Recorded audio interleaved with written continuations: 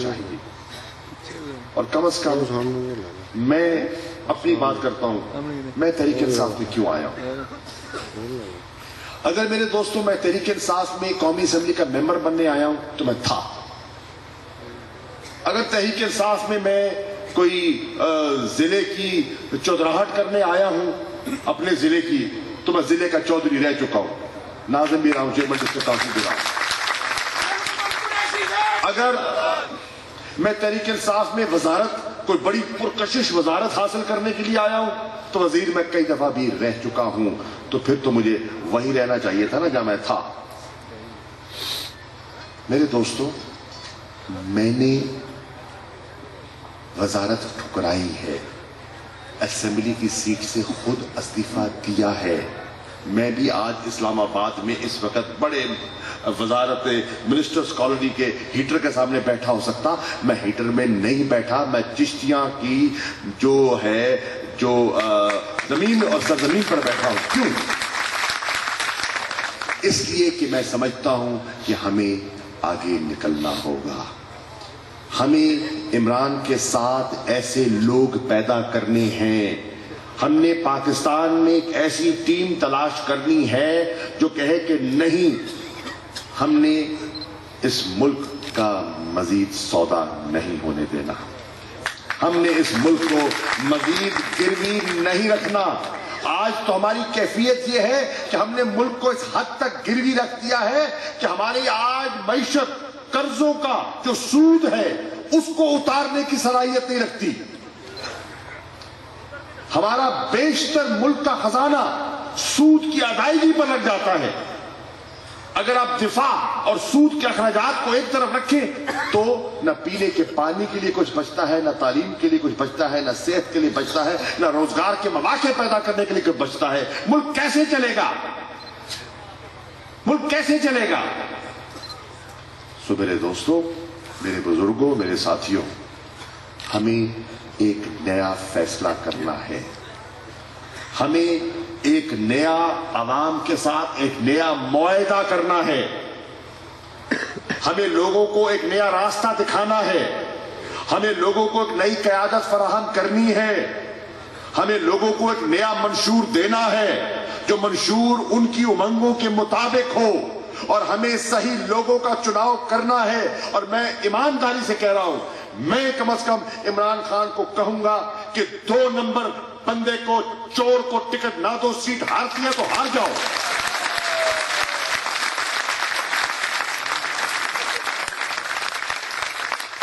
ہار جائیں گے نا تو ہار جاؤ. اب کون سے ہم اقتدار میں بیٹھے ہیں؟ اب کتنی سیٹیں تحریک انصاف کی اسمبلی کے اندر؟ 0. کوئی پرواہ نہیں. لیکن فیصلہ کر لو کہ اب ہم نے سمت کو درست کرنا ہے, اور ہم نے اس دریا کا, اس عوامی دریا کا رخ موڑنا ہے, صحیح سمت موڑنا ہے. اور ہم نے فیصلہ کرنا ہے, انہوں بند کر دے یار. اور ہم نے فیصلہ کرنا ہے کہ ہم اپنے پاکستان میں مستقبل میں ایسی قیادت کو منتخب نہیں کرنا جس نے ماضی کی طرح ستلج آج سوکھا ہے. وہ ستلج جو اس علاقے کو زرخیز کرتا تھا, آج میں اس ستلج سے گزرا ہوں, اس ستلج میں بوند نہیں ہے. اور آج ہندوستان میں ایسے نئے منصوبے بن رہے ہیں کہ تمہارے چناب کو بھی خطرہ ہے اور تمہارے سندھ کو بھی خطرہ ہے. تو ہم نے کیسی قیادت منتخب کرنی ہے کہ چناب کو اور سندھ کو بھی ستلج کی مانند کر دے اور پاکستان کو ریگستان بنا دے؟ یا ایسی قیادت ہم نے منتخب کرنی ہے جو اپنی منصوبہ بندی کے تحت پاکستان کے مفادات کا دفاع کرے اور پاکستان کے ذخائر کو, پاکستان کی آمدنی کو صحیح استعمال کرے؟ یہ چولستان, یہ فوٹو پاس کے ساتھ چولستان پڑا ہے. کیا چولستان آباد نہیں ہو سکتا؟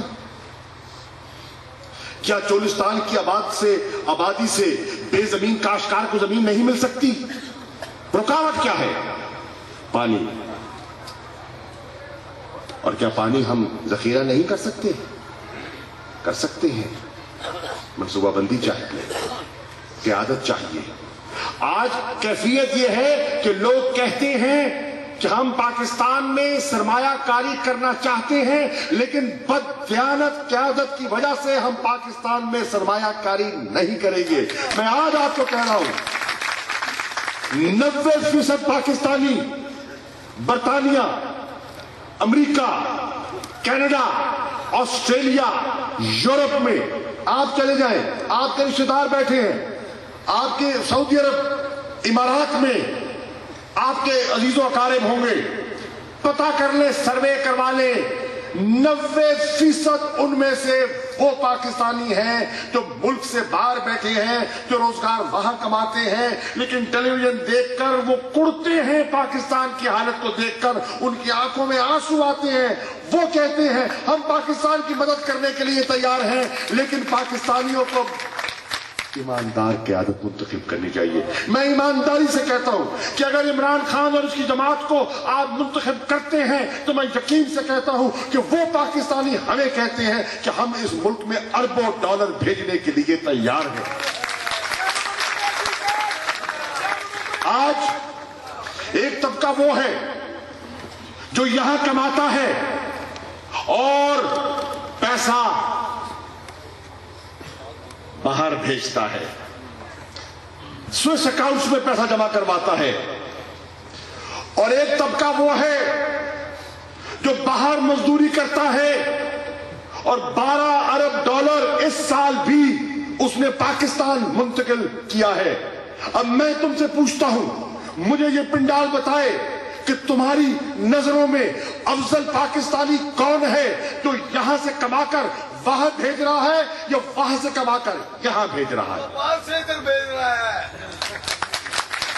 وہ ہے جو اس ملک سے, اس دھرتی سے, اس مٹی سے پیار کرتا ہے. میرے دوستوں, آج لوگوں پوچھیں کہ میں وزیر بننے سے پہلے میں سزوکی پہ سوار تھا, 2 سال کی وزارت کے بعد میرے پاس لینڈ کروزر آ گئی. کیسے آ گئی؟ کیوں آ گئی؟ وزیر بننے سے پہلے میرا 7 مرلے کا مکان تھا, ہوں 7 کنال کی کوٹھی میں سوڑی نظر آتی ہے. یہ چیزیں ہیں جس کا ہمیں احتساب کرنا ہوگا, اور جب تک ہم یہ احتساب نہیں کریں گے پاکستان کی حالت نہیں بنے گی, پاکستان کی حالت تبدیل نہیں ہوگی. ہم وہی پرانے دھڑے بندیوں میں, وہی گروہ بندیوں میں شکار رہیں گے. اور میرے دوستوں, اللہ کے فضل و کرم سے ایک تبدیلی کی لہر کا آغاز ہو چکا ہے. لاہور سے ہوا, کراچی میں دیکھا, حتیٰ کہ اب کراچی تک محدود نہیں ہے, لاہور تک محدود نہیں ہے. اللہ کے فضل و کرم سے آج سے 3 دن پہلے ہم بھلوال سرگودا میں تھے, اور بہت سے تجزیہ نگار جو بھلوال سرگودا میں بیٹھے تھے, تحریک انصاف کے اس سونامی کی جھلک کو دیکھ کر ان کے تجزیے تبدیل ہو گئے ہیں.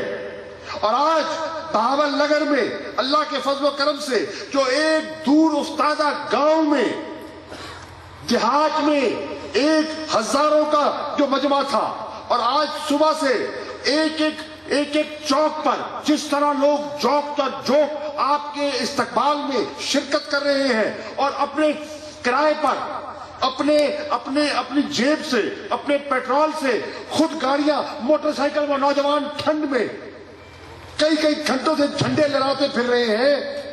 یہ تبدیلی کے پہلے اثرات ہیں. اس کا مطلب یہ ہے کہ بہاول نگر میں بھی مجھے تبدیلی کی ہوا کا پہلا جھونکا دکھائی دے دیا ہے,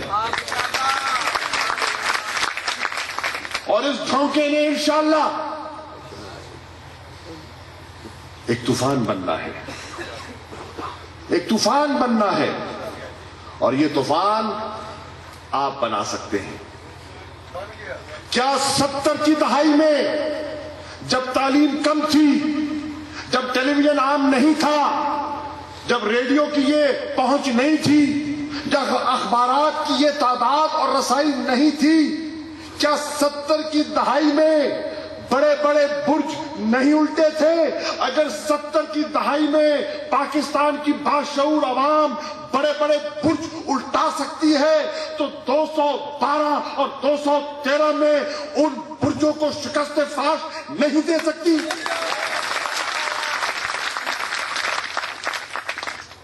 وہ سومناتھ کے مندر گر سکتے ہیں. اگر تم میں عزم ہے، اگر تم میں حوصلہ ہے تو وہ مندر اور وہ بت پاش کیے جا سکتے ہیں. اور بہاول نگر کو یہ کر کے دکھانا ہے انشاءاللہ. اچھے لوگوں کی اس ملک میں کمی نہیں ہے.